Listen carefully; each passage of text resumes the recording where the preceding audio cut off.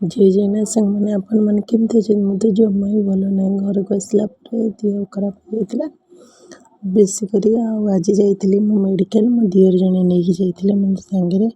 ଆମ ସେ ପାଖ ମେଡ଼ିକାଲକୁ ଯାଇଥିଲି। ତାପରେ ପହଞ୍ଚି ଯାଇଥିଲି ମୁଁ ମେଡ଼ିକାଲ। ପହଞ୍ଚି ସାରିଲା ପରେ ଡକ୍ଟରଙ୍କୁ ଦେଖିଥିଲି। ଡକ୍ଟର ବ୍ଲଡ଼ ଟେଷ୍ଟ କରିବାକୁ କହିଥିଲେ, ଆଉ ଇଞ୍ଜେକ୍ସନ୍ ସାଲାଇନ୍ ନେବାକୁ କହିଥିଲେ। ମୁଁ ବ୍ଲଡ଼ଟା ଦେଇକି ତାପରେ ଖାଇଦେଇକି ଟିକେ କ'ଣ, ତାପରେ ଆସିକି ସାଲାଇନ୍ ଆଉ ଇଞ୍ଜେକ୍ସନ୍ ନେଇଯାଇଥିଲି।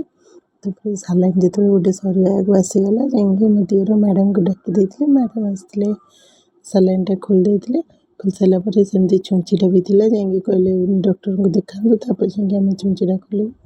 ତାପରେ ମୁଁ ଡକ୍ଟରଙ୍କୁ ଦେଖି ସାରିଲା ପରେ ଆସିକି ଡକ୍ଟର କହିଲେ ହଁ ରିପୋର୍ଟ ବି ସବୁ ଠିକ୍ ଠାକ୍ ଅଛି, ଆଉ ଯାଇକି ଏଇଟାକୁ ଖୋଲିଦିଅ। ତାପରେ ଆମେ ଯାଇକି ଖୋଲିକି ତାପରେ ମେଡ଼ିସିନ ହେରିକା ନେଇକି ରିପୋର୍ଟ ନେଇକି ସବୁ କାମ ସାରିକି ପଳେଇ ଆସିଥିଲୁ।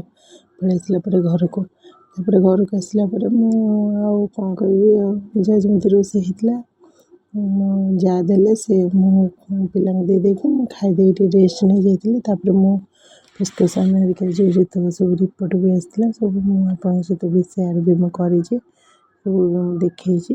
ତାପରେ ମୋର ଗୋଟେ ଶ୍ୱାସ ପାଇଁ ଗୋଟେ ଗ୍ୟାସ୍ ଟାଇପ୍ର ପୁସ୍ କରିବା ପାଇଁ ପାଟିରେ ଗୋଟେ ଦେଇଥିଲା। ସେଇଟା ଶ୍ୱାସଟା ଅଧିକ ବାହାରି ଯାଇଥିଲା, ଜ୍ୱର ବି ହେଉଥିଲା। ସେଥିପାଇଁ ମୁଁ ଟେଷ୍ଟ ବି ସବୁ କରିଦେଇଥିଲି। ଆଉ କାଶ ପାଇଁ ଆଉ ମୋର ମେଡ଼ିସିନ ବି 700 ଟଙ୍କାରେ ଲେଖିଥିଲା। ମୁଁ ଅଳ୍ପ ଆଣିଥିଲି 300 ଟଙ୍କାର, ପରେ ମଗେଇବି ବୋଲି କହିଥିଲି। ତାପରେ ମୁଁ ସେ ଶ୍ୱାସର ଯେଉଁଟା ସେଇଟା ବି ଆଣିଥିଲି, ସେଇଟା ବି ବେଶୀ ଇମ୍ପୋର୍ଟାଣ୍ଟଟା, ସେଥିପାଇଁ ସେଇଟା ବି ମୁଁ ଆଣିଥିଲି। ଏଇଟାକୁ ଏମିତି କରିକି ପାଟିରେ ଏଇଟା ଏମିତି କରିକି ପୁସ୍ କରିବ। ତାପରେ ଦିନକୁ 2 ଥର ବୋଲି କହିଥିଲେ ଆମ ସାର୍।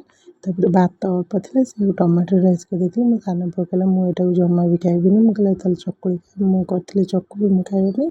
ଏତିକି ଜୟ ଜଗନ୍ନାଥ ସାଙ୍ଗମାନେ, ରହୁଛି।